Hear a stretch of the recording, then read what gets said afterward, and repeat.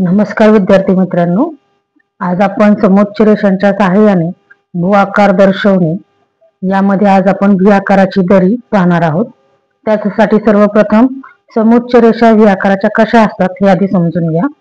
ह्या ज्या आहेत ह्या दाखवलेल्या आहेत तुम्हाला. ह्या व्ही आकाराच्या दरी ह्या जवळजवळ त्यातलं अंतर हे खूप जास्त नाही खूप कमी नाही अशा स्वरूपाचं असतं आणि त्याच्यामध्ये तुम्ही आकृती जी दाखवणार आहात त्याच्यामध्ये ए आणि बी पॉइंट हा सगळ्यात महत्वाचा असतो. त्याच्या आधारे तुम्हाला त्याचे नुसार तो आकार जो आहे तो खाली आपल्याला काढायचा आहे. तर त्यासाठी सर्वप्रथम तुम्हाला ह्या अशा पद्धतीने कच्ची आकृती जी आहे ती तुम्हाला म्हणजे समोच्च रेषा ज्या आहेत आपण ज्याला म्हणतो त्या तुम्हाला सुरुवातीला काढायच्या आहेत. त्यानंतर आपण ह्याच्या आधारे जो तयार होणारा भू आकार आहे तो आपण पाहणार आहोत. खाली हा भू आकार जो आहे हा नदीच्या खनन कार्यामुळे तयार होत असतो. यासाठी आपल्याला सर्वप्रथम एक बॉक्स करून घ्यायचा आहे. तो अशा पद्धतीने असेल. यामध्ये ए आणि बी पॉइंट हा जो आहे हा ए आणि बी पॉइंट नुसार आपण काय केलं, खालच्या साईडला बॉक्स तयार करून घेतला आणि एक ठराविक अंतरावरती आपण समांतर अशा काय घेतल्या आहेत रेषा आखून घेतलेल्या आहेत. ठराविक अंतर पाहिजे, असं नाही की 1 सेंटीमीटर तुम्ही घ्या. एक ठराविक अंतर पाहिजे की ज्या अंतरावरती तुम्हाला काय करायचं ह्या सर्व रेषा काढून घ्यायच्या आहेत. आता इथे जे दिलेलं आहे तुम्ही नीट पहा. इथे जे दिलेलं आहे 500 मीटर 520 मीटर 540 मीटर ह्या अंतरानुसार आपण काय केलं इथे ह्या रेषा आखून घेतलेल्या आहेत.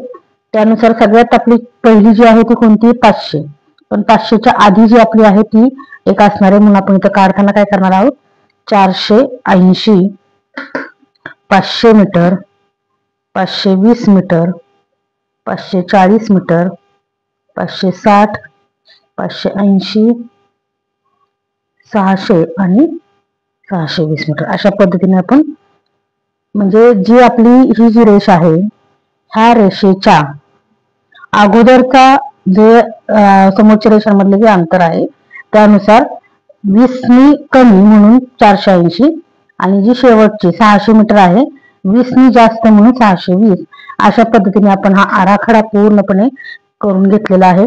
आता ह्याच्या आधारे आपल्याला काय करायचं आहे, ह्याच्यातून म्हणजे हा जो हे जे समोच्च रेषा आहे ह्या समोच्च रेषांच्या आधारे आपल्याला कोणता आकार खाली येतोय आपण ते पाहणार आहोत.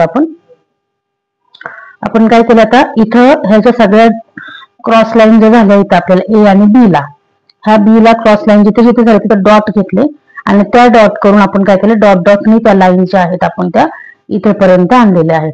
आता त्या इथं आणल्यानंतर आपण जो खाली बॉक्स काढलेला आहे ह्या बॉक्सच्या आधारे आपल्याला पूर्णपणे तिथपर्यंत ती काय करायची लाईन जी आहे ती आणायची आहे. आता ही जी लाईन आहे आपली 500 मीटरची ती आपल्याला इथं जे आपण 500 दाखवलेलं आहे अंतर इथपर्यंत आपल्याला ती काय करायची इथेपर्यंत खाली ती डॉट डॉटच्या साह्याने आपल्याला आणायची आहे दोन्ही बाजून. त्यानंतर 500 ची लाईन झाली. त्यानंतर पुढची किती आपली 520 ची, मग 520 च्या ह्याच्यामध्ये आपल्याला ती आणायची. नंतर 540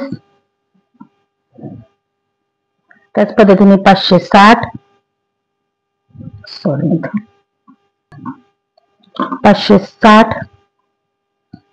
त्यानंतर 580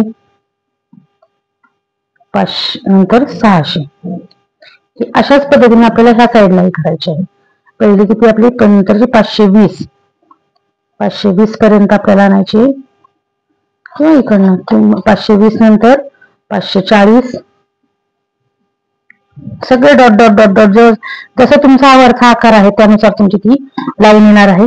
नंतर 560 ची ही आहे. त्यानंतर 580 ची आणि नंतर 600 ची. आता तुम्ही बघा इथे आपण आता इथे काय करणार आहोत हे अशा पद्धतीने इथं हे जे आहेत हे डॉट करून घेणार आहोत की जेणेकरून आपल्याला तो भू आकार जो आहे तो भू आकार आपल्याला व्यवस्थित दिसणार आहे. आता जो आपण सुरुवात करणार आहोत तो जो आहे तो इथून हा अशा पद्धतीने एकदम हलक्या हाताने सगळे जे पॉइंट्स आहेत आपल्याला ते सगळे पॉइंट आपल्याला काय करायचे जोडायचे आहेत.